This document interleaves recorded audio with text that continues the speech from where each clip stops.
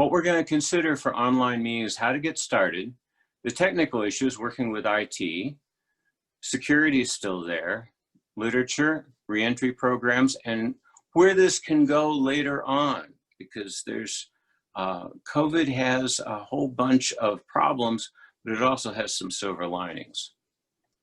So how to get started? We need to develop an inside champion. And my inside champion is Letitia.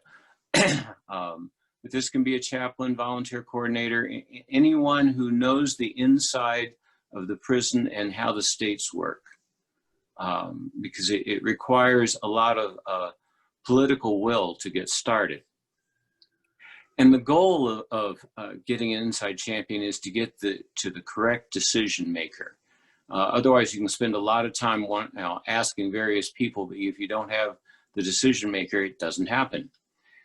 So it's necessary to get permission with a PR presentation or however that can work, and have a meeting that hopefully includes all the people that need to be there. The warden, the head of IT, very important. Head of security, also important.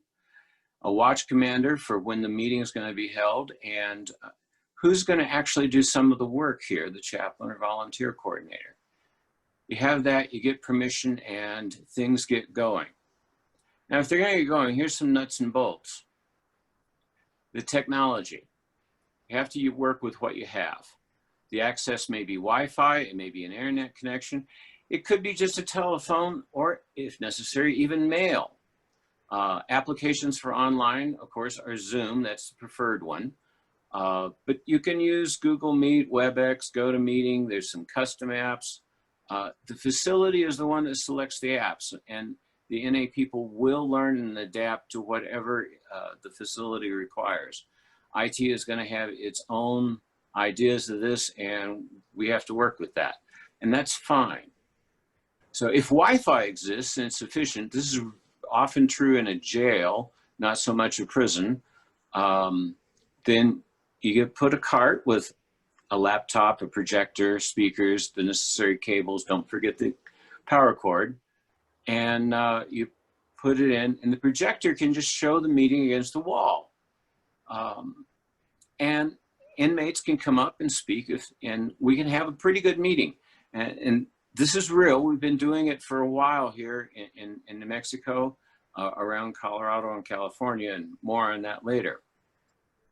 If no Wi-Fi exists, this is more the case of where prison is, there should be an internet room somewhere, either for education or visitation, and inmates are brought to a dedicated room, which again has a desktop or a laptop with a projector, speakers, microphone, etc.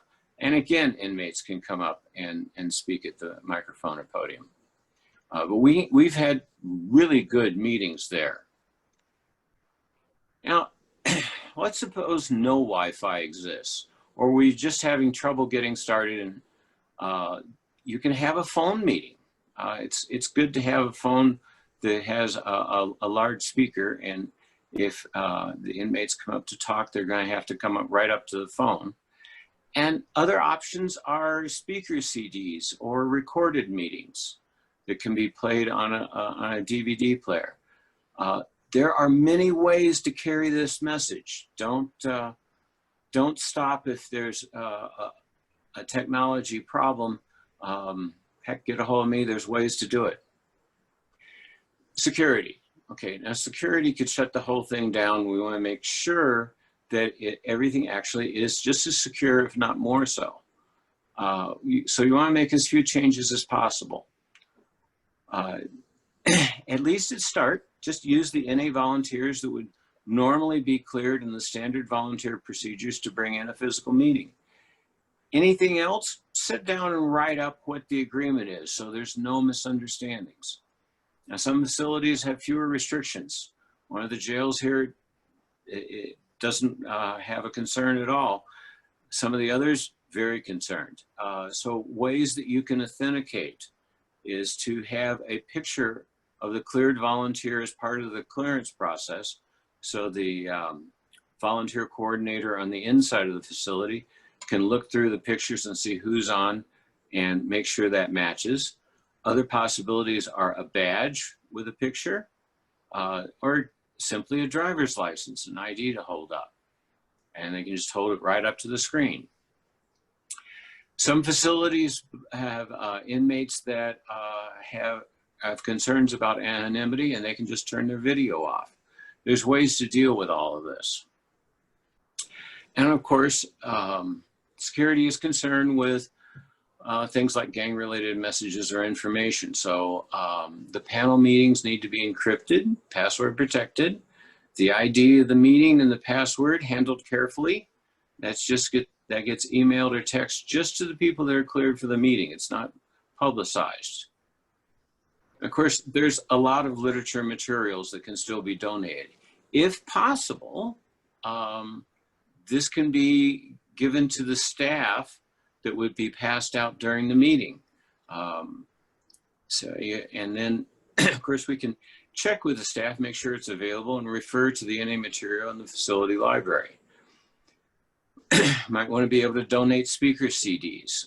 And I want to make this point, because we're doing this, Letitia's been very helpful in this, is that the facility can print much of this literature free of charge directly off the NA web. The two pieces of literature most important on that are the meeting schedules for when they get out, and all of the IPs are available to be printed, as well as there are publications that are specific to inmates, behind the walls and reaching out. This is material that's written by inmates for inmates, so it's very powerful. And it's in various different languages. As Letitia mentioned, the reentry programs, if we can get the facility to print that out so that it's part of the stack of resources that an inmate has as they leave the facility, this is extremely useful.